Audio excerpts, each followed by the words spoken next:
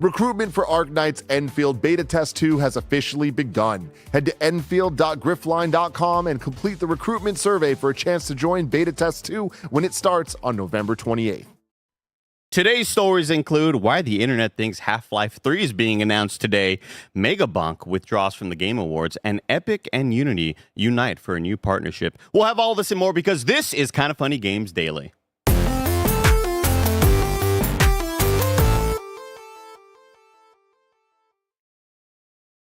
Good morning, gamers. Welcome to Kinda Funny Games Daily for Wednesday, November 19th. Remember the 19th of November. I am Andy, and I'm joined by Blessing Adeoye Jr. Good day, Andy. How's it going? Bless, I'll tell you what, man. I did not think I could have more of a hankering for Elden Ring Night Rain. Oh, yeah. Until we played yesterday. Yeah. And you fall back in the loop, and suddenly I'm texting Bless and Mike last night, which, by the way, got no response in that text thread from Mike. Unaccounted for hours there. Silent Society, Maybe something happened. Maybe he got kidnapped. Maybe he got in a car accident. He's in the hospital right now. Maybe he did one of those things where he just accepts an invite somewhere from a phone number he doesn't recognize. And it was like, it was somebody just trying to lure him out there. The hernia exploded. Yeah, finally popped. Man, I was, we streamed it yesterday, chat. We streamed Elden Ring Night Rain yesterday. We wanted to get blessed towards the end game, the prep for December 4th, the big Elden Ring Night Rain DLC day. And man, I fell back in the rhythm. That's a good video game. That's a fun video one. game. I still think it's if I could go back, and I forget what I gave it on the review, or even if I gave it a score, but whatever I gave it at the time, I still stand by it because I do think it's a weirdly made thing. I mean, I guess, updates have probably fixed quite a few of the issues that we had back in the day, right? Because it was like no duos. You couldn't do duos back then. Now you can. They've added in some updates for things. But even still, it's still such a weirdly put together game that just works. Dude. At the end of the day, they get the fun factor right. I couldn't believe how much I just wanted to go back to it last night. But I did end up playing some more of that Moonlighter 2, which is now out today. Wow. Happy Moonlighter 2 Day, everybody. Really fun video game. We reviewed it. I reviewed it a couple days ago. I think it's a great roguelite experience. If you're already maybe burnt out of Hades 2, maybe you've put 300, 400 hours into that. Moonlighter 2 is a lot of fun. It's a ton of fun. Gorgeous art style. And the soundtrack, Christopher Larkin, the GOAT. Hollow Knight Silksong. Hollow Knight fame. Really, really good video game. That's awesome. Yeah. Put your lighters up to the moon for Moonlighter 2. For Moonlighter Day. Everybody, let me see him. Put your lighters up to the moon. Let me see him. We have a lot, a really sensitive smoke alarm here. Yeah. Yesterday, I started putting together a 2025 backlog of games that I do want to go back and check out. I want to play And Roger. Yeah. That game looks interesting. It's a shorter narrative game. Very short one that everybody seemed to really vibe with, right? I think I just want to feel something. Okay. And I think And Roger is one of those ones that allow me to feel something. The art style reminded, what was that mobile game from 2017 about a couple? And it had that particular art style. Florence. The art style, the little that I saw, someone posted about it. I was like, oh, that reminds me of Florence a little bit. You want to feel something, Bless? Yeah. Look no further than my chest. I'm feeling a lot of feelings. Citizen Sleeper 2. Oh. I have it on the list, Andy. I was going to say Armored Core. I was like, that wasn't 2025. Just go back to it, just to feel something. I think about Armored Core way more often than a human being should. 621. Way to go, buddy. Oh, man. Rusty, dude. Shit, dude. And I would go to war for Rusty. Oh, dude. What if we all just go back? Did you guys do your third playthrough? Because I did 2 playthroughs and never did my third. Yeah, we kept telling you to do the third. Yeah, I was busy at the time. Oh, it's so good. I never did. Oh. I think I watched videos. I think Bear's the only one that did the third playthrough. God. There's a lot of video I did 2 playthroughs before that game, before we did the review, which is unheard of from me. Yeah. And I would have done my third playthrough. You know what it was, though? It's fucking Starfield. I could have skipped Starfield. Just did a third playthrough of Armored Core. Fair. Wasted 40 hours on Starfield. Like how Avowed got in the way of me playing Kingdom Come Deliverance too. Exactly. Wow. Silent Hill F I also re-downloaded. That's another one on my backlog now. I want to play it. After the Game Awards nominees, I feel like I got to check out that Silent Hill F and then go back and play 2. Highly awarded. Citizen Sleeper, I have it on my dock for December, Andy. Gosh. Let me get past What am I? I'm still, keeping on Demon School, and then Marvel Cosmic Invasion comes out early December. Same with Unbeatable. Once I get through those, since I'll dive back in for you. You know what they say? You really fucked me on Demon School, by the way. Barrett. Look. Is that a Fantasy Critic? Yeah. I didn't even know it came out. It has an 81. Did you get it? 81, yeah. When reviews first popped, it was very exciting though. When reviews first popped, Andy, it was at like an 87. Oh, really? Yeah. Oh, I didn't know that. Oh shit! Like I told him this, and it fucking paid off. And then it just kept on descending going down. Yeah, people. Apparently, the farther you get into the game, like the charming characters, they don't have a lot of depth to them. Apparently, that was like a criticism I kept seeing. A lot of bugs, apparently, which I have not encountered. But yeah, that gameplay is real fucking fun though. Sundead in chat says Mike might actually win. I think Barrett is going to win. I need Cosmic Invasion to perform just as well as TMNT Shredder's Revenge, and I need Unbeatable to get me at least an 80. That's like such an easy. I hope. Such an easy ask. You think, but I fucking drafted Possessors, and that shit got me a 70. Like, what are we doing here? Don't trust the indie devs. That's a tough one, man. Is what I've learned. That's a real. I'm just saying, PlayStack is the one publishing the game. They've also published other darlings like the Golden Idol games and Balatro. And like whenever they talk about Unbeatable, they're like, we stand behind this game. You understand? So fucking hard. Heart Machine made Possessors. They made Hyper Light Drifter. Yeah, but then they made Breaker. But I didn't know. You know what I mean? Yeah. Like I drafted it before Breaker. Didn't they made Solar Ash. Didn't they make that game that came out at PS5? Solar Ash. Solar Ash, yeah. You're thinking. I think you're about to say Pathless. I was about to say. You're thinking about Pathless. I saw Lucid Dream in the chat say people need to play Sword of the Sea. There's a super chat from Lucid Dream. Started Sword of the Sea, and I know that's not a super long one, but I feel like if I play that one, that might make me feel in some ways. Here's my thing. I started it. I think it's beautiful. I think it's a good game. I think the thing with it is that it feels like I've been there, done that. Yeah. Like I was so into Pathless, and I played so many of these types of games, whether it be Journey or whether it be a Solar Ash or something like that. And so playing this, and I was like, this is cool, but I've been here before. I beat it. I think it only took me like 5 or 6 hours. It's one of those. That's nice. The kind of last hour, really cool, but for a majority of my time playing, I was thinking to myself, man, how many times can we just do Journey again? Yeah. But there is some cool stuff later on. I think it's like a 7.5 to 8, somewhere around there. But nothing that's like, holy shit, blown away. The art style could definitely be a little contender for the Smileys. Oh, next year. We got to figure out the categories. Yeah. I'll figure that out. Myself on the schedule to do We'll get to that. Thank you for that super chat once again, Lucid Dream. You can get all your super chats in for all the topics we'll be talking today, and there's only like 2 or 3 of them. But we'll get into the intro right here. This is Kind of Funny Games Daily. Each and every weekday, we run you through the nerdy news you need to know about live on YouTube, Twitch, and on podcast services around the globe. If you love what we do, support us with the Kind of Funny membership on Patreon, YouTube, and now Spotify and Apple Podcasts to get all of our shows ad-free and get a daily exclusive show. For a chance to be a part of the show, submit your thoughts and opinions as YouTube Super Chats. Housekeeping, January 28th, we're doing a live, in-person, in-review event as part of San Francisco Sketchfest. That's right, SF Sketchfest is coming January 28th. What movie are we doing? The missing link in our Marvel in Review ranking, Howard the Duck, which is going to be pretty exciting. Tomorrow's schedule is a little bit different. Keep in mind for everybody who's used to, always being here at 10 a.m., always doing, we're doing different stuff tomorrow. Tomorrow we'll be live with the Gamescast at 10 a.m. PT. Gamescast at 10 a.m. PT, not Games Daily. To live react to the Xbox partner preview. And then Games Daily will be after that. And then Game Showdown will be after that. And then your regularly scheduled gameplay stream will follow that. I got news, everybody. Another Kojima, Carolyn Polachek Instagram post has hit the web. Oh, shit. Roger has changed this man's life. Really did. Yeah. Like it's him posting or posing with like a new vinyl that wow. he got.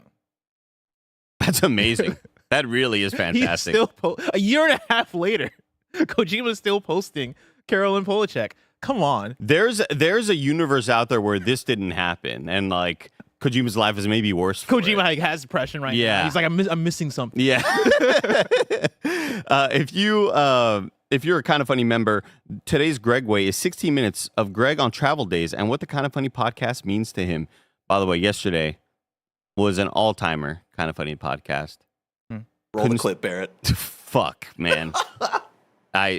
It's some of the most funny shit happened yesterday. Shit is a very, very important word in that description. Today after Games Daily, you'll get the Gamescast, which is a Kirby Air Riders review, and after Gamescast, Call of Duty Black Ops 6 with Mike and Nick. They want to do some of that. What is it called? Gunfight. 2v2 My favorite gunfight. mode right now in the game. Oh, are you playing Blops a lot? Oh, nice. Okay. Yeah. I didn't realize that. The Black Ops games I'll usually at least like dip into. Yeah. Dip a toe in. Thank you. It sucks that this is the one where I was like, let me try the campaign.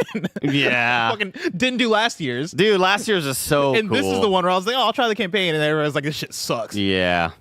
Thank you to our Patreon producers, Carl Jacobs, Omega Buster, and Delaney, the Psalm Twining. For now, let's begin with what is and forever will be the Roper Report. It's time for some news. We have 7 stories today. Becca's Dozen! Story number 1. Why the internet thinks Half-Life 3 is being announced today. This comes from Zach Zweisen at Kotaku. Over the last few weeks, you may have noticed something odd. A lot of people seem to think that Half-Life 3 is about to be announced. Some folks have dates marked for when we should expect the sequel. There are even some who think Half-Life 3 will be announced at the Game Awards. And a lot of people seem to believe that Half-Life 3 is real and nearly finished despite, Valve never confirming that. So what's going on? Since 2021, data miners have been finding and documenting many snippets of code left over in other Valve projects like Dota 2 related to something internally at Valve known as HLX. And while Valve hasn't told us what HLX refers to, fans and data miners have collected a lot of dots over the last 4 years or so. What else could HLX stand for? Hyperlight Zifter. Whoa. I was say whole lot of ecstasy. Oh, okay. They do that a lot at Valve. Ecstasy. Okay. Yeah. How's it looking, Exhibit? That's what they ask him every episode. Every time. Am I right? Yeah. The car's looking good. Car's looking great. What's been found, HLX appears to be a single-player, non-VR FPS featuring a character in an HEV suit who fights aliens and soldiers through various levels while possibly solving physics-based puzzles. Now, that sounds a lot like a new Half-Life game. And most of the community following HLX, as well as multiple reliable leakers, have started to call this data mined project Half-Life 3. The fact that Valve has been working quietly on what appears to be a new Half-Life game for at least roughly 5 years, and likely longer than that, has created some hype online. But everything got kicked into high gear last week after Valve announced 3 new pieces of hardware: the Steam Machine, the Steam Frame, and the Steam Controller. What a day. You weren't here for that, were you? I was not. And I really kind of didn't see like how grand this vision is. Yeah. When I saw all of it, I was like, okay, that's cool. Like, oh, they're bringing the Steam Machine back. We figured they would do that one day. But like, it didn't really hit me the way. And then once I was watching Digital Foundry's video, I was like, oh, fuck, I want this little thing. Dude, I want it so bad. And I don't know why I want it that bad. I have a PC. Like, I don't know why. Yeah, but I love sitting on my TV. Yeah, I hate the long HDMI cable with the wireless mouse and trying to like click on the right. Like, I would love just having that experience right the hell there. And like someone like, I don't plug my PC into the big TV, but I do have like my Steam Deck dock, which I have gotten to work and like be pretty consistent. But it, like, like the resolution doesn't look the best the resolution or whatever. Oh, yeah. So it's like I would 800p. love to just have like the Steam Machine, and then you just got cloud save, and then my Steam Deck is just on the go. Like, ooh, come on, yeah. Ooh. For many fans already hungry for a new Half-Life game and convinced by dubious Reddit posts and TikToks that it was totally being announced soon, this hardware announcement from Valve was a very big deal. Valve often releases new games with new hardware, like Alex with the Index and Desk Job with the Steam Deck. What was Desk Job? Aperture Desk Job. Oh, right. Yeah. Okay, that's right. Little 2 hour little experience. Small little... if that. Yeah, maybe even less than that. Yeah, it almost felt like a little demo or Little something. tech demo, yeah. So naturally, many people started to speculate that Valve's next game, likely HLX, aka Half-Life 3, would be announced soon and launched around the release of the new Steam machine in 2026. November 18th became a popular date for many. It would mark the 5-year anniversary of Half-Life Alyx's announcement, the last Half-Life game, and would give Valve plenty of time to market the sequel before an early 2026 launch. Others believe November 19th is the magical date, as it's a 27-year anniversary of the original Half-Life. Then fans noticed Jeff Keighley, the creator and host of the Game Awards and master of video game reveals, only had one game on his Steam wishlist. When asked about it, he offered up some eye emojis. This threw people up in a frenzy. Did you see the result of this? I'm going to send it to assets. I did see that there was some debugging, Debugging or debunking? Debunking. Oh, okay. Yeah. Yeah, there was a Wario 64. So does this refute the rest of this article, or should we just look at the evidence? It's just it doesn't refute shit. Okay. But we'll get into it in a second. When asked about it, he offered up some eye emojis. Then that threw people into a frenzy, despite the fact that Half-Life 3 doesn't have a Steam page, so it can't be added to a wish list yet. Didn't matter. This was evidence Half-Life 3 was going to be announced at Jeff's annual trailer extravaganza, the Game Awards, in December. At this point, people can't ignore how many insiders, leaks, and reporters are hinting at some big announcement from Valve. But keep in mind, officially speaking, Valve has not announced that a new Half-Life game is in development. Still, Valve did reportedly have a lot of extra security at their offices while revealing all the new Steam hardware. And the company does seem to have one more thing to announce, as its official Steam page lists 2 upcoming games, but only shows one, Deadlock. Is the other game Half-Life 3? The internet seems to think so. So, of course, is there a lot of smoke, right? What was the phrase? Where there's smokes, there's flames? Yes. Are there some smokes? Yes. Are there some people creating steam? Yes, as well, right? Not all of the smoke, I think, is smoke from the fire. I think a lot of it is also just manufactured. Hot water. Water, yeah. I think some of it here is funny, though. This Jeff Keighley thing is hilarious because, yes, Jeff Keighley responded to the wish list thing with the eye emojis, and then he followed it up with a screenshot of his wish list with one game being Dad Olympics. And Wario 64 replied back to that, showing that Dad Olympics game was added to his wish list the 18th, the day that he posted the screenshot. And the day after he did the eye emoji. Oh, yes, that's actually a very good point. Yeah. And so he removed something else from his wish list to then add this to his wish list, take this fake screenshot. Okay. Which is it Half-Life 3? I don't think so.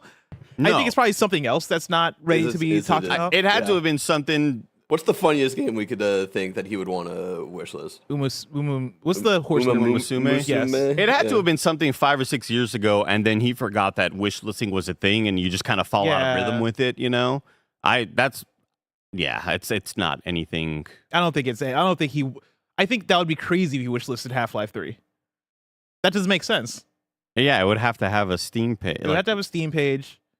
I mean, I'm not above the idea that Jeff would have access to an unlisted Steam page for Half-Life. I just don't think he would hit the wishlist button. Yeah. I think that's the crazy part. Jeff hitting the wishlist button.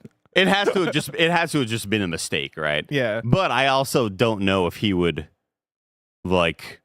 try to stoke that flame if there wasn't fire.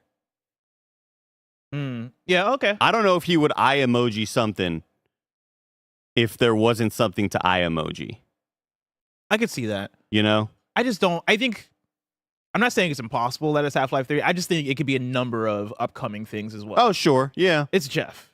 So he has access to all this shit. What was the original tweet on that thread? It could be Okami 2. Oh, that's actually a really good question. Oh, it's just it's Jeff tweeting out about how Steam is celebrating Game Awards. Gotcha. Okay. So you can see there that he has a game wish listed. Exactly one game. Okay. Yeah, I guess maybe if those tweets took place in a thread that were talking about, a possible Valve or whatever, I don't know. I think the eye emojis is him really trying to get people stoked and get people excited. But I think at this point he's just memeing with it. Yeah, he's just having a little fun. All this other stuff, though. I mean, there's a lot of different things leading into the idea that Half-Life 3 could very well exist, and we talked about it a lot last week with the Steam machine and all the hardware being announced. That I would be shocked if Valve didn't have a software announcement coming up to go out alongside the hardware because that's how they operate. It's also, this is such a big push for them. I think it would make so much sense with Valve, a company that has such powerful IP, to put out something alongside that. They did it with the Index, with Half-Life Alyx being the big one. Aperture Desk Job was a smaller thing, but still there was a level of polish and acknowledgement of people love Portal. Let's do something in the Portal world to go out alongside the Steam Deck. Even if it's a small thing, I think for sure Valve's going to do something. Yeah, I guess I just totally discounted how that news was pretty massive. That because in my mind, the Steam machine had just come out and had just recently failed.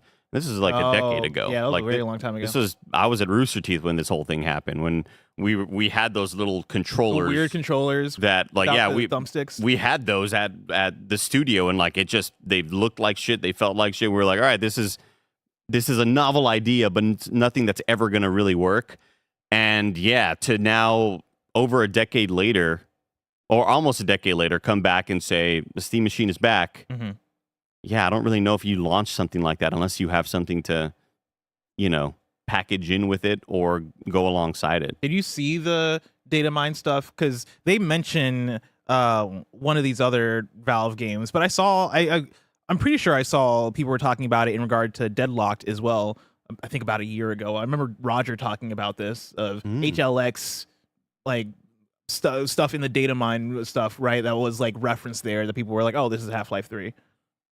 Very, very fascinating. Yeah. Yeah, the whole non-VR FPS featuring a character in an HEV suit. Yeah, like here aliens. In the article they say Dota 2, but I remember it being Deadlocked. So do you think this is going to happen? Do you think we're going to get I was going to say Deadlocked 2. Do you think we're going to get Deadlocked 2? But do you think we're going to get Half-Life 3? I mean, I don't know why the answer would be no at this point. What the hell is the In the Valley of the Gods team working on? The former Campo Santo team. What are all of those employees working on? There has to have been something, right? I know, like, Alyx already came out. I can't believe it's been 5 years since Alyx. Yeah. That's insane to me. But, yeah, this all just sort of seems to make sense. This, like, Valve is making, like, a very, very strong push right here. Yeah. Now, would it be crazy? Okay. Tell me which one you'd want. And I don't know if this makes sense because I've not played it at Half-Life Alyx. So I don't know what makes sense, but I'm just saying words because that's my job, y'all. What if, not Half-Life 3, what if, for the Steam frame, Half-Life Alyx 2, but then we get Portal 3? Because that's what I want. I sacrifice Half-Life for Portal any day. Okay, Portal 3 non-VR game? Non-VR game. The non-VR game? Okay. Flat game. Flat, for flat screeners. For flat screeners. But fighting aliens and soldiers? You're saying versus Half-Life? Yeah, like I'm looking at, the description of whatever these leaks are, like, you're not fighting aliens and soldiers in Portal 3. I love the hopium, though. Well, I'm saying I guess, you're right, because HLX, they say that it's not a VR thing in here. Yeah. What if the X is a cross? Half-Life cross Portal. Same universe. All right, story number 2. Same universe. Black Mesa. Story number 2. Megabonk withdraws from the Game Awards. This is something that Jeff Keighley and the Megabonk dev were both tweeting out yesterday, and the tweet goes as follows. Megabonk, this comes from Jeff Keighley. Megabonk, a nominee for Best Debut Indie Game, reached out to clarify that he is an established solo developer who had been presenting himself as a new creator under the name Vetanad. We're grateful for his honesty. As a result, Megabonk will be removed from the category. He'll share more about his story when he's ready, but we respect that he didn't want to take recognition away from other debut teams, even though the game itself is outstanding. And then we have the tweet from Megabonk Game, the official Megabonk Twitter account, says, I'm withdrawing from the Game Awards. It's an honor and a dream for Megabonk to be nominated for the Game Awards. But unfortunately, I don't think it qualifies for the category Debut Indie Game. I've made games in the past under different studio names, so Megabonk is not my debut game. Followed by the little emoji of the glasses and the mustache. He's under disguise of somebody else. I have many things. First of all, of course, shout out to the Megabonk dev for being upfront about this. Yeah. And being honest about this. And yeah, I think this is a good move from them. I feel like I can't imagine being in these shoes because I would have so much anxiety. This for me is like such a Curb Your Enthusiasm. Yes, I was just about to say that. I was just about to say that. Shit. Oh shit, they nominated me, but I'm not. Fuck, I made this other game. I just changed my name. Like I'm not. Shit. Then for the Game Awards, I just made this in my basement, for fun. Yeah, I can't. Shit. Yeah, I can't imagine the like. Oh my god, they actually did it. They actually nominated me. Oh shit. Yeah. For debut. Oh fuck, it's not my debut. Oh shit. Do I keep that? Like, what do I do here? What's the backstory here? Is this wanting to be under the name of a new developer? Is it a we don't know secretive thing? That brings me to my other question: is who would be the funniest dev that this could end up being? Like Jonathan Blow. Yeah, exactly. This is the dude who made Fez. Here's an aside right here. Danadev is his old name. Okay. Tommy Tallarico is a fantastic one, Mr. Hawks. I don't know if you've noticed, whenever we bring up Megabonk, Greg gets very defensive about Vampire Survivors. He's like, yeah, it's a blatant ripoff of they're just so blatant about it. I'm like, okay, chill out, Greg. I'm not. Yeah, I'm not noticed this. Just listen in. Listen, I know Greg's in the city right now, but he gets really, really defensive about Vampire Survivors. Is he wrong? No, he's not. But I don't this is not the first, nor second, nor third, nor millionth game to do something like, hey, we're taking that game, we're making it 3D, or we're making it 2D, and yeah, a lot of the art assets look the same. This is not the first time this has ever happened at all. But he's just like, it's a fucking blatant. That's really funny. He gets so I've angry. not noticed this once, but you saying that is exactly kind of the same tone that Tim will give when we bring up what's the Pocket Pair game, Power World. When Power World comes up, and Tim gets very oh no, this shit's just fucking Pokemon, shit. And neither of them are wrong. Neither of them are wrong, but it's the same exact tone that you're describing. Neither of them are wrong, yeah. But it just really sticks in his craw. We all have that game. We all have that button. Yeah. What's yours? Oh, that's a good question. I don't know what my button is now that I'm thinking of it. I guess it's tough because this isn't the same really, but I of course I love Shadow of the Colossus and Eco or whatever. So when I see games that very strongly have the same kind of energy to them, I think for me I'm well, you're not him. You're not him. Yeah. I kind of do this with Journey a little bit, where I acknowledge that Journey is a good game, but when people talk about Journey, I'm kind of well, it's a good game. Shadow of the Colossus was Journey's also, a good game. Did a lot of the Eco did a lot of the. I've never played Journey. It first. You ever played Journey? No. You're fine. No, I'm just kidding. You should play Journey. You should play Journey. It's a different button, but whenever I say that Looper is a better movie than Arrival. Yeah. Unbelievable. What a crazy take. Yeah. Crazy take. Damn. Arrival. Denis Villeneuve. Come on, man. One of the goats. Fine. One of the goats, dude. Yeah, I mean, this is I'm happy that the truth came out finally after a lot of investigative journalism. No, I'm just happy that the developer said, no, I don't deserve this. Let the other people win. Yeah. Now, does Jeff try to find something else in its place? I don't think he will. I think because of the nomination process, the only way you would be able to do it would be to go, all right, what's the next thing that got the amount of votes under that? But I wonder if that's a thing you want to do. It's something you can do because the ballots haven't been sent out yet, Oh, for actual voting actual winners. Yeah, I think it's something that's possible. I don't know what devs would be able to make that list. I think I'll be salty. Of course, if I'm the dev. Oh, thank you. If I'm the dev whose game gets nominated because Megabonk comes out, of course I'm happy because I got nominated or whatever. But low-key, I'd be like, damn. So I was the 6th place. Damn, that's crazy. That sucks. I don't want to know. Got you. I'm the charity case game that made it. And then it's well, now my game can't win because everybody knows I was the 6th place thing. Got you. Because then what happens when that game wins the whole thing? Which wouldn't happen, but if it happened, people are well, that wasn't even nominated. Slide dispatch in, says Kilgrim. I mean, come on.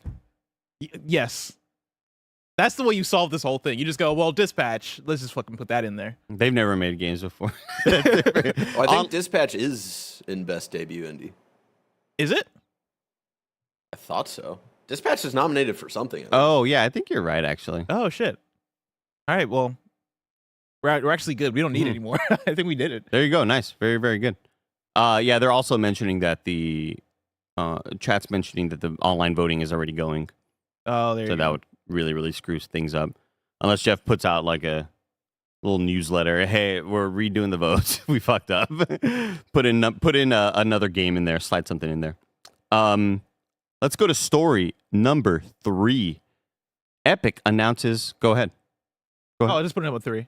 Oh, I thought you were saying like no, it's 4 or something. I didn't see. Oh, many fingers. no. Epic announces a partnership to bring Unity games into Fortnite. This comes from Sophie McAvoy at GamesIndustry.biz. Epic Games and Unity have announced a major partnership allowing developers to publish Unity titles in Fortnite, revealed today during Unity's annual developer conference, Unite. The collaboration will also see Unity bring Unreal Engine support to its platform. Early next year, developers will also be able to, quote, manage pricing, promotions, and live operations with Unreal. Additional information and product timing will be shared in 2026. Quote, we're excited to partner with Epic Games to create more opportunities for game developers around the world, said Unity President CEO Matt Bromberg. Matt Bromberg. Choice and open systems create growth for everyone in the gaming ecosystem. Speaking to The Verge, Sweeney said that this partnership will greatly expand the developer base. He also clarified that there would be a review process for whether Fortnite experiences are made with tools from either engine.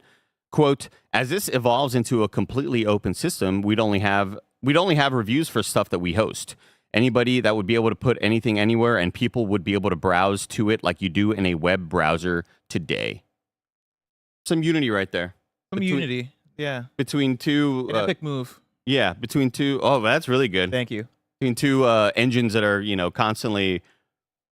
Whenever you're in the industry, you go, well, I know a little bit of Unity or I know a little bit of Unreal. And it's rarely kind of both unless you've been in the industry for quite some time. So that's very, very cool. I don't really... I would have to hear more from developers as to like how it really changes their day to day, how like this really affects the workflow and everything like that. But I think it's great because we've seen a lot of very successful Unity games as of late, as some more and more devs have maybe strayed away from Unreal Engine. But yeah, this is a cool little move of Unity. I think I'm lost on the end game as far as publishing games in Fortnite. I know that this is a thing that Fortnite's been doing for a while, right, as far as different modes, different games and all that. Are there games that have, outside of like the Epic made stuff, whether it be Lego or Rocket Racing or the Rock Band thing they got going on in there, are there ways to monetize within? Ways to monetize, and then also like, have there been breakout successes of games that have been released through Fortnite that have really like taken over? I guess almost the way that a Roblox game would. Well, I would say that many years ago, there were a lot of creators who saw this as like the final frontier. There were a lot of creators in the space, a lot of streamers, a lot of people who were streaming, but also they streamed a lot of Fortnite, but also had higher ambitions of what if I had a team to make a game within the Fortnite ecosystem? Mm-hmm. And I don't really think much came from that. I know that a lot of experiences maybe got played for a couple of months here and there, but I don't really know what the monetization is within Fortnite, and I don't know whether that's a stable form of income, whether that's just a play place for developers or creators to kind of keep their name, in relevant circles so that they could maybe make something else in the future and say, hey, you love that game that we made on Fortnite. Well, now we made a new one. It's on Steam now, or now we can make money. Yeah. Like, I don't really know if it's like a funnel to bigger things. I guess that's my thing. Maybe I just got to live in Fortnite for a few weeks to really understand it and get it. But I guess if you're a developer making an indie game, right, and you made it in Unity and you're putting it out, what are the benefits of putting it out within Fortnite versus just putting it out on the Epic Game Store or on Steam? I think it's eyes. It's when you're in the Fortnite community, similar to, Samson L makes a great point. They want the dress to impress and grow a garden success from Roblox. Yeah. It's the same thing, whenever we see the reports of over this amount of time, this many million of users were playing Steam games, add 3 to 4 million on top of that. That's how many were playing Roblox. A lot of it is just, it's a different marketplace. There's more eyes on it. But I don't really fully know how the monetization works. I'm assuming in ad revenue. Yeah, I'm also thinking what Andy's saying, but adding on top of that the like age demographic as well, right? Of like how many like kids are like going onto Steam and checking out like indie games or whatever, or booting up Fortnite and then they see like a bunch of new little experiences that they can check out, which depending on what kind of game you're making might be more beneficial as well. Yeah. Okay, that makes sense. Yeah, I think I look at that and then what we're talking about with the monetization aspect of, all right, how are you making money off these games when they're releasing within Fortnite? And then also, I guess I always assumed that games coming out in Fortnite were being made with Fortnite tools or Epic tools that are catered towards Fortnite releases, which I imagine this partnership is going to try and help streamline what that process looks like for Unity integration within Fortnite. Mm-hmm. But it's hard for me to imagine, like, I'm trying to think of a game that's made in Unity. It's 12 minutes a Unity game? Who cares? There's I played one just recently. I don't remember. Somebody say the name of a Unity game so I can use it as an example. I'll tell you one. Ruby Grim Eclipse. What the fuck is that? Game I worked on for Rooster Teeth, the anime. I was like, what are you saying to me right now? We use Unity. Jesus. Somebody says Silksong. No way Silksong's. Is Hollow Knight really a Unity game? Oh yeah, I think it is. Yeah, we'll use that as the example. Yeah. What like? Can I play a Hollow Knight in Unity? Like if you make Hollow Knight, can you give it to Epic and be like, all right, I want to put this in Fortnite and play Hollow Knight in Fortnite? Like, if this sounds like an ignorant question, it's because I'm ignorant. I'm trying to understand here. I think I need to watch like a 40-minute video breakdown of exactly what the Fortnite store and marketplace, and how it operates. I don't have a lot of familiarity with it, unfortunately. Supermarket Simulator was made in Unity. So was Cuphead. So was Beat Saber. Damn. I've played in Unity. Also, there's that recent video game. Someone was saying Neon White. Oh, okay. Neon White. There's that recent game made by the Ori devs. No Rest for the Wicked. Oh, That's a Unity game as well. Okay. So yeah, I guess my question is, are those the type of games that you can put in Fortnite for people to check out? Or are you building in like a Fortnite mode in Unity? Again, I'm not a developer, so. Yeah. I'm all curious on what that looks like. All fascinating questions, and if you have any, tidbits for us, chat, let us know in the super chats. And you're, on the topic of monetization, Bless. Mm-hmm. I love monetization. Yeah, yeah. I love it. Same. I love that our company can get paid by amazing sponsors, and let's tell you about them now. Arknight's Enfield is a real-time 3D RPG with strategic elements from publisher Griffline, coming to PlayStation 5, PC, and mobile devices in early 2026. Experience an immersive story and explore the frontier world of Talos 2 as you command a team of up to 4 operators in stylish real-time combat. Gather resources, plan, and construct your production lines with the automated industry complex factory system to feel the true satisfaction of a management sim and to transform the planet through industrial growth. Beta Test 2 is the latest playable experience for Arknight's Enfield and introduces a rebuilt storyline, a brand new explorable region, revamped combat, a deepening AIC factory system, multi-platform support, and much more. Recruitment has already begun, and you can visit enfield.griffline.com now to complete the recruitment survey for a chance to join Beta Test 2 when it begins on November 28th. This episode's brought to you by Aura Frames. There's a gift that can bring your favorite holiday traditions and memories to life each and every single day, and it's called the Aura Frame. No lie, Aura Frames are undeniably the best gift I have ever given. Family, friends, partners, everyone loves being able to have beautiful frames showing off their loved ones and favorite memories. You can order the frame online and preload it with photos and videos using the Aura app, so it's ready to go right out of the box. There's unlimited storage, so you can add as many photos and videos as you can find. For a limited time, visit auraframes.com and get $45 off Aura's best-selling Carver matte frames, named #1 by Wirecutter by using promo code KINDAFUNNY at checkout. That's AURAFrames.com, promo code KINDAFUNNY. This exclusive Black Friday Cyber Monday deal is their best of the year, so order now before it ends. Support this show by mentioning us at checkout. Terms and conditions apply. Auraframes.com, promo code KINDAFUNNY. This episode is brought to you by Factor. Fall always feels like there's just so much more stuff to do. Shorter days, busier routines, back to school. It's all just a lot. That's why so many of us here at Kinda Funny love Factor. Their chef prepped, dietitian approved meals make it easy to stay on track and enjoy something comforting and delicious no matter how hectic the season gets. On many occasions, Factor has completely saved Greg and Jen when they needed it most. You can choose from a wider selection of weekly meal options, including premium seafood choices like salmon and shrimp at no extra cost. Enjoy even more GLP-1 friendly meals and new Mediterranean diet options packed with protein and good-for-you fats. Eat smart at factormeals.com/kindafunny50 off and use code kindafunny50 off to get 50% off your first box, plus free breakfast for 1 year. That's code kindafunny50 off at factormeals.com for 50% off your first box, plus free breakfast for 1 year. Get delicious, ready-to-eat meals delivered with Factor. Offer only valid for new Factor customers with code and qualifying auto-renewing subscription purchase. And surprise, we're doing a special live recording of In Review as part of San Francisco Sketch Fest. What movie are we doing? It's a Marvel movie we've been avoiding for years, but it's finally time. It's Howard the Duck, baby. We're doing it live. It's going down on January 28th. Grab a ticket at kindafunny.com/sketchfest before they sell out.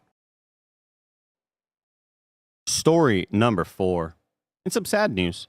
Trailblazing Interplay co-founder Rebecca Heineman dies at age 62. This comes from Vicky Blake at gamesindustry.biz. Heineman detailed the journey through her diagnosis and treatment via her GoFundMe page, writing candidly about her fight. Social media has since been flooded with messages from fans, coworkers, and developers thanking her for her work. "It's time," she wrote in her final message, posted yesterday, November 17th. "According to my doctors, all further treatments are pointless. So please donate so my kids can create a funeral worthy of my keyboard, Pixel Breaker. So I can make a worthy entrance for reuniting with my one true love and late wife, Janelle Jaquez. My daughter, Cynthia Elizabeth Heineman, will be making the arrangements." Very sad news. We should mention that, yeah, she passed away of cancer, aged 62. I learned a lot about her this last week, as there have been so many posts, tweets, blue skies, that's a BS Tim, about her work and her legacy.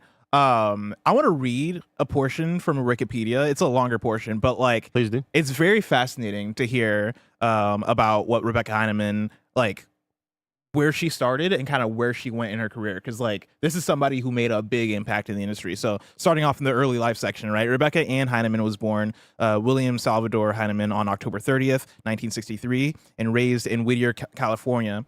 When she was young, she could not afford to purchase games for her Atari 2600, so she taught herself how to copy cartridges and built herself a sizable pirated video game collection. Eventually, she moved from copying games to reverse engineering the console's code to understand how the games were made. In 1980, Heineman and a friend traveled to Los Angeles to compete in a regional qualifying round of a national Atari 2600 Space Invaders Championship. Although she did not expect to place among the top 100 contestants, she won the competition. Later that year, she also won the championship in New York. Heineman is hence the first champion of a national U.S. video game tournament. Shit. Right? Crazy. After she won the tournament, Heineman was offered a writing job for monthly magazine, Electronic Games, and a consultancy job for a book called How to Master Video Games. During this time, she mentioned to one magazine publisher that she had reverse engineered Atari 2600 code, and the publisher arranged a meeting between Heineman and the owners of a game publisher, Avalon Hill. As she met with them, she was hired as a programmer instantaneously. Heineman, aged 16 at the time, moved across the U.S. for a new job, canceling her plans to acquire a high school diploma. At Avalon Hill, Heineman created a manual for the company's programming team, the studio's game engine, and the base code for several software projects, including her own first game, London Blitz, before leaving the company. Heineman returned to California to work for another developer, Boone Corporation. For Boone, she programmed the game Chuck Norris Super Kicks and Robin Hood, acquiring knowledge of programming for Commodore 64, Apple II, VIC-20, and IBM PC of video games hardware, as well as video game design. Boone ceased operations in 1983, so Heineman joined Brian Fargo, Jay Patel, and Troy Worrell to establish Interplay Productions. Heineman acted as programmer for the company, working on Wasteland, The Bard's Tale, various ports of Out of This World, and the Mac OS 3DO and Apple IIGS ports of Wolfenstein 3D. Heineman went on to design The Bard's Tale 3, Thief of Fate, Dragon Wars, Task Times in Tone Town, Borrowed Time, Mind Shadow, The Tracer Sanction, and programmed various ports of Battle Chess, among others, for Interplay. As the company grew to more than 500 employees, Heineman, wishing to return to her small team roots, left the company in 1995 and co-founded Logicware, where she acted as chief technology officer and lead programmer. Aside from the original games such as Defiance, Heineman oversaw the company's porting activities, which included Out of This World, Killing Time, Shattered Steel, Jazz Jackrabbit 2, which we remember from that episode of Game Showdown, and a canceled Mac OS port of Half-Life.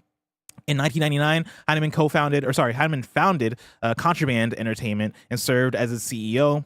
The company developed several original games alongside ports to various platforms for other developers. Projects led by Heineman include Activision Anthology and macOS ports for Aliens vs. Predators, Baldur's Gate 2, and Heroes of Might and Magic 4.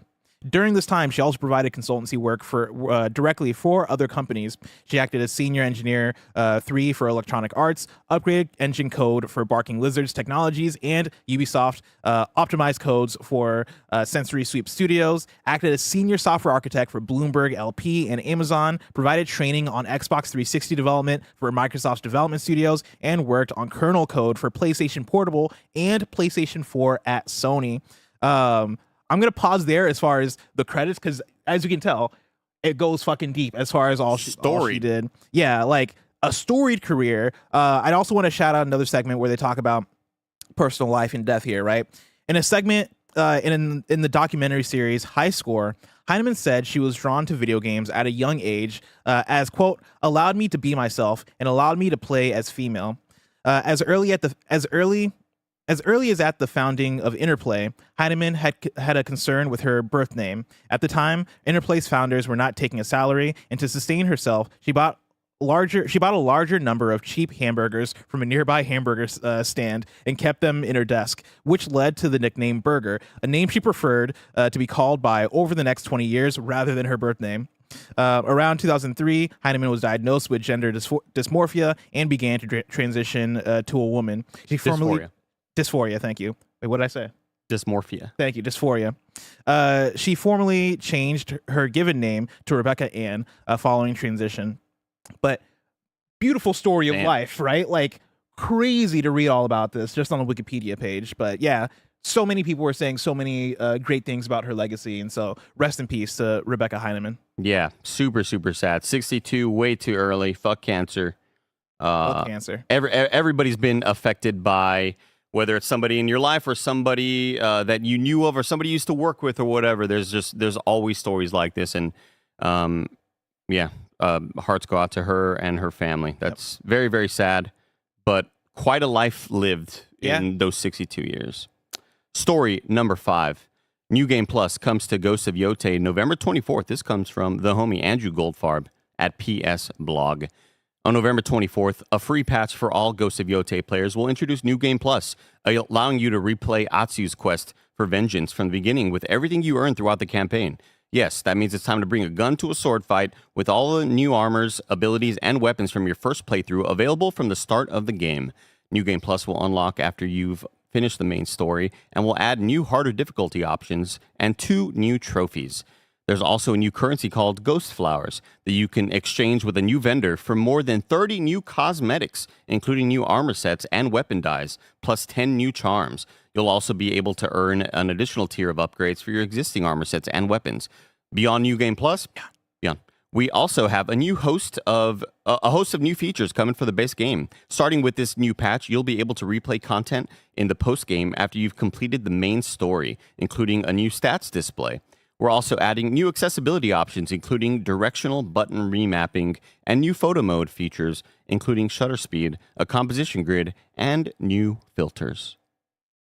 Nice. So are those pieces of armor available in the it's only like a New Game Plus thing? Probably. Oh, that's a good question. Because I just want all the armors ever. Like I imagine the way he words it of like that you can only get it through this shop that's only available in New Game Plus. Andrew, go for it. I'm gonna need you to send me a little code or something. Like, give me to get New Game Plus? Like a dev input thing, up, down. Yeah, Just beat the game. Yeah, give me the armors. You can beat that game so quick. I'm pretty sure. If you just mainline it, I'm getting there. I've been so sidetracked by a lot of different things, and I've also decided it's probably going to be the game that I play when I'm back at my parents' house for Christmas, because they have a PlayStation there, like the PS5 that I sent over there. That I guess it's at my nephew's house, my brother's house. Damn, I gotta get that PS5 back from him. Yeah. All this sounds neat. Give me Legends. That's what the streets yearn for. When is that? For. Next year, February or I don't think they said like a specific. Yeah, maybe there's not. I think a they date just on said it. early. I don't even know if they said early. They said 2026. I'm really pumped for that. Oh, dude, I'm super stoked. it was so interesting doing the review and thinking about like my version of the review because I gave it an 8 out of 10. Right, said it was a great game. It's a great game, Bless. Great video, great game. experience. But I was thinking back to Ghost of Tsushima because I remember Ghost of Tsushima being in my top like 5. Right, I adored Ghost of Tsushima, and then I was thinking about it. And I was like, well, I felt the same way after the single player. It wasn't until Ghost of Tsushima Legends where I was like, fucking goat. Like a goated video game. Just shot up. And so I just need that missing piece of the puzzle that'll like take Ghost of Yōtei from being an 8 to me to being like now I'm obsessed with this game. Okay. All right. Story number 6. Ubisoft will report its missing earnings for the first half of fiscal year 2025-26 before Friday. I love this little notation you put in here, this ominous ass PDF. Dog. The PDF reads as follows. Ubisoft will communicate on its earnings figures for the first half of fiscal 2025-2026 no later than before the opening of trading on Friday, the 21st November 2025. And then you get a whole bunch of, financial, legal mumbo jumbo afterwards. This is one of those ones where we might need to do a live reaction. I love that. We might. I love the idea of that. We might need to do like a live because like this is gonna be an event. We're about to learn some fucking news this week about Ubisoft and hopefully Half-Life 3. Do we really want to react to the Hey, it's over, guys. Trump's son-in-law and the Saudis have bought another fucking game company? Oh, you think that's where we're going with it? I think you maybe. think the Kushner's getting into more kernels? Dude, I don't know. It's just depressing. Man, I can only imagine it being the equivalent to something like that. Man, yeah. I love the idea. I think people would show up for that. Oh, for sure. Audience, I think this seems like it could be appointment viewing. Yeah. That sounds like a very, very exciting thing. I do want to... well, actually, you know what? We will get to Super Chats later because so far it looks like there's a big amount of Super Chats. Blessing. Oh, nice. But if I wanted something smaller, say... the tiniest news I need to know about, where would I go? You go to our last news story, the Wii News channel, where we cover all the small news items you need to know about. Did you put the numbers wrong? I was wondering. For which part? Well, because it said there was 7 stories, but Wii News is 7? Wii News, yeah. Wii News is always a story. Oh, okay. Yeah. Did you see someone in the chat saying, I always knew Bless was toxic? Oh, you learned that today? No, I've always been toxic. Yeah. Wii News, this comes from Knoble, says Mafia, the Old Country free ride update launches November 20th, Damn. including car and horse races, Finally. combat challenges, first-person driving, photo mode, classic difficulty, new weapons, charms, cars, and outfits, and a Cinema Siciliano mode. Wow. Siciliano. Yeah, that's cool. You can also apparently explore the small open world now in free roam. Wow. Is it bigger or smaller than Lumiose in Pokemon? I would love a world compare. Whenever there's a new GTA and it's look how much bigger the map is compared to the last Destin map. Legary used to do those at IGN where you'd walk across the entire Fallout 4 map or something like that. Destin, get on that. Yeah. What's the Ghost of Yōtei cinematic mode called? Kurosawa? Yeah. Yeah. It's the Siciliano mode, the equivalent. I'm not. That's not a joke. Well, because as you say that, I just imagine the border is pepperoni and oregano and mozzarella on the side. Oh. Mozzarella. Tomb Raider: The Legend of Lara Croft season 2 premieres on Netflix. Damn, they made a season. They're making a season 2. It's coming out, Dude. Good for that. Yeah, that's wild. Is that the announcement? Yeah, I didn't even put it together that it's that Lara Croft show. I didn't know the first one was successful enough to really Good for them. to really, justify that. Interesting. Fantastic. More about Siciliano, a dance song or instrumental piece in 6/8 or 12/8 time. Okay. I'll look up more. I like that. Farming Simulator 25 has sold over 4 million units. Mega Zeraora, I don't know which Pokemon that is, has been revealed for Pokemon Legends ZA DLC Mega Dimension. Picross S Capcom Classics Edition. Oh, that's a cool looking Pokemon. I was about to say the opposite. This guy looks fucked up. I like this fucking dude. I don't like him. Immerse yourself in Cinema Siciliano mode for a vintage film aesthetic. That's all they say. Oh, is this the version of the Pokemon that looks like an X or Y? That Dylan says that the homie Cyberbone says that I look like the first version or the second version of it. Oh, I can see. Yeah. The electric cat thing. I like this dude. He kind of looks like a Digimon. I can see some, especially with the yellow that you're wearing right now. Somebody called us. Somebody in chat called us mustard and ketchup. Different one than chat, but same color scheme: the blue and the yellow and the black. We have a Picross S SNK Classics and Neo Geo Edition launches November 27th on Nintendo Switch. Wow. And massive news, everybody. Everybody batten down the hatches, put the kids to bed, lock your doors. Surprised this was Wii News. Because Season 3 of Twisted Metal has been confirmed. Wow. I cater the news based on who's on the show sometimes, and so if Tim was here, this would have been story number 1. Yeah, you're right. Yeah. This is definitely one of those... Because at the end of for Wii News, I'm the type that goes, there's a lot of other IP we can have TV shows. I put this at the end of Wii News so we can kind of have that curve. Yeah. End on like a high. I can't complain though, because right now there's still an Elden Ring movie going to be made. Yeah. You got everything you're asking for. I liked the screenshots of Link and Zelda. Okay. I thought they looked good. Sure.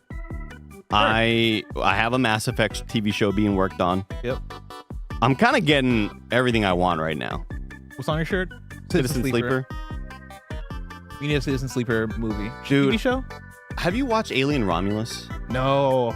That's on my list. Okay. I got a backlog of movies. The movie rocks, but the first 30 minutes of that movie, I was like, dude, this is what the Citizen Sleeper movie should be if they were ever to make something. Like, it's just the perfect sort of set design and everything. Citizens, don't sleep on Citizen Sleeper. You better not, chat. Everybody better play it, please. It's so good, man. It's so good. That's it for Wii News, everybody. Let's get to some super chats and your wrongs. I have so many questions about the Siciliano mode because, I don't find any. Got a lot of questions about this. Because Kurosawa, I guess, yeah. I'll look. I'm looking into it more, guys. Because what you're looking for is you want. What's the history? You want an Italian director to have yeah. Oh, that's that person's mode or whatever. Yes. But all I can find is Andrew Siciliano. Oh, NFL. Yeah, an American sports television anchor. His ears are humongous. Yeah. Wow. They're like the same size as mine, but his stick out a lot. This guy knows sports. He's got like the, Andrew Siciliano. That guy rules. Here's some super chats. Samson L, $2 super chat. Thank you, Samson. Says, Andy, you're thinking of Luxray. No, it's not. Okay, good. Thank you. Needed that. Thwarted Junk with a $10 super chat says, with Bless bringing up the nomination deadline for Game Awards this year for Dispatch and Arc Raiders, what happens to GTA 6 next year? Pushed back for the deadline? Or is it a 2027 GOTY contender? It all depends on whatever Jeff decides to do. Yeah, I mean... Mario Siciliano was an Italian film director, screenwriter, and producer. I don't know if they named it after him. Or is it just because, it's That's a good Sicily? call. Is there a dev at the studio named Siciliano? Where's the studio? No, it's got to be this dude. He's a film director, screenwriter. For 40 years? That seems pretty legendary. So for Ghost of Yōtei, they were like, oh yeah, we got a Kurosawa mode, one of the most acclaimed, prestigious directors of our time. And for them, they were like, we got a... I'm sorry the Italians didn't have anybody bigger, Bless. You do, though. Don't you have... I think Italians have, what's his name? We got Mario. Godfather? Yeah. What's his name? But he's an actor, Okay. Italian directors. You got... you want a Scorsese or something. Yeah, but I didn't want to assume. What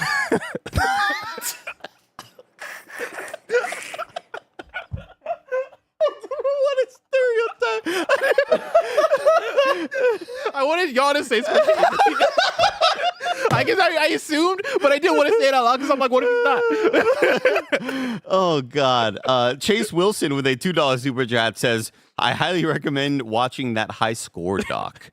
$5 super chat from Smoke Me a Kipper says, Scotland qualified for the World Cup last night. See you bitches next year. Parentheses, if Trump lets us in. Oh, yeah. That part. Most of you people look white, so I'm okay with you guys. Mad Rock's $5 super chat says, went to Vegas on Thursday, won $10,000 on Saturday, got back home on Sunday, and I think I'm now sick due to the rain during that time. Worth it. Dude, 10K is crazy. Yeah. Dude, you can cough in my mouth for 10K. Because he got sick. I'm saying the trade-off is worth it. Okay. I was like, what? Not randomly. You could spit in my face, spit in my mouth. Super chat from Kebab says, why didn't Dave the Diver do this? I'm assuming you're talking about giving up the debut indie or best indie, or I forget whether it was nominated for one or both. Maybe it was both. I think it was his best indie. But like, this is just a different situation, though. This is like somebody who had developed a lot of games before and then went under a different. It's the different name part. You know? I think it's more clear cut. This one, I think the best indie / independent thing is more. I don't know. I just don't think there's like a good definition of it. Yeah, people disagree on what indie means. I think you're expecting the Dave the Diver devs to go, hey, we have a lot of funding and a lot of employees. We're owned by Nexon, so we shouldn't be there. Where this is a different situation of. But like Barry, my point is that people disagree. Like people are arguing about whether Clear Obscure is an indie game, right? Like I think that's more so the thing. Everybody send your financial books to Jeff Keighley. Yeah. If your game costs more than if it's pixel art, it's indie. If it's not pixel art, it's not indie. Mm-hmm. The Portland Kevin, $5 super chat says, last week I released a podcast episode of PlayStation Plus Game Club focusing on Sword of the Sea. Game is great. Like a mix of Journey and Tony Hawk. Tony Hawk. That's what I always thought they were saying. Dude, that's what I thought that said as a kid too. Yeah. You know they're saying Amoeba Barrett? That's crazy. Yeah. Lucid Dream. That's the super chat where Lucid Dream was also recommending Sword of the Sea. The Big Tuna. Wow, we got a fucking... The big guy. I can't think of his name. Bill Parcells, former NFL coach. Oh. With a $5 super chat, says birthday tax and finally actually able to catch a live KFGD. Appreciate all you guys do. Thank you, Big Tuna. Happy birthday to you. I'm glad you spent it with us. I hope you found some joy, some sadness, some happiness. I hope you explored all of your emotions today during Games Daily, because I think it was one of those. Yeah. You know. Do you think, because like, why not do a Scorsese mode? You'd have to talk to him, right? Yeah. Did they talk to the Kurosawa people, like the Kurosawa estate? Oh, yeah. You can't use that name without it. Yeah. Okay, that makes sense. 1,000%. They're able to talk to Siciliano. No offense to Siciliano. Well, seems like a cool guy. But here's the other thing: is like, I do wonder if there's a little bit. I have to look into this just because. Please do. Study up. I want to say, like, even though Scorsese, obviously, Italian man, but born in America, right? Sure. And so I see what you're saying. Yeah. They want to look for someone who might actually, be from the country, who has like a very specific style that might actually represent the culture of filmmaking there. I see what you're getting at. Yeah, I like that. When he says Sicily is also where it is set, that has to be part of it. That's true. So that is also, I brought that up earlier. Okay. But like, that just means like, then that's like calling a mode in Ghost Tsushima Japan mode. Or like, you know what I mean? Like, sure. But and if that's the case, that like, yeah, it's weird. It's kind of weird. I do want to make a call out right now. This has nothing to do with the show, nothing with anything. It's just like, this is the place where more eyes and ears will be on it. Ken Jr.